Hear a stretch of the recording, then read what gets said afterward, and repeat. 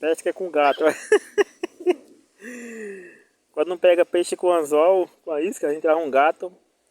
E o gato gosta de peixe, aí chama os peixes pra fora. Ó. Um aqui do pesqueiro, Lago Azul. Tá comendo a ração dos peixes? Essa é nova. Tem gosto de peixe. Olha.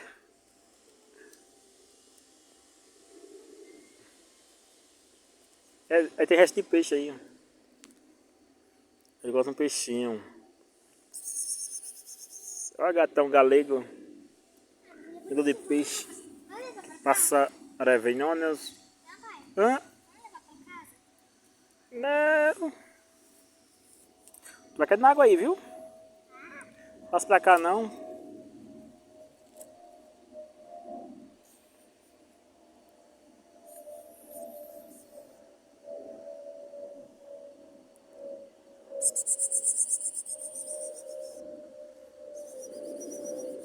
Gostou de mim? Aí, arrumou um gato aí, um gato. Sabia que quando os gatos lambem é ele mesmo, ele tá tomando banho? É.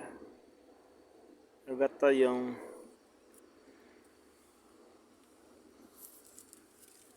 Ai.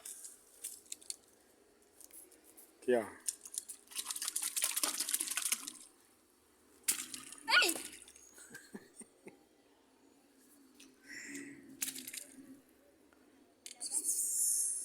Toma gato, peixe gato. Não, não, não, não, não. Não, não, não. Então, aqui quando a gente não pega o peixe, a gente pega o gato para jogar no rio para fazer isca para pegar peixe.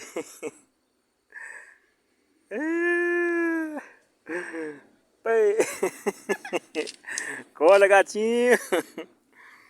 Vai virar isca para pegar peixe. Olha como ele olha. Olha, gato pescador é assim, ele olha pro lago, pra onde tá vindo o peixe, ó. É o gato pescador. Errei! Opa! Solzinho quente que é pra animar. Ali tá o gato. Gato madruga.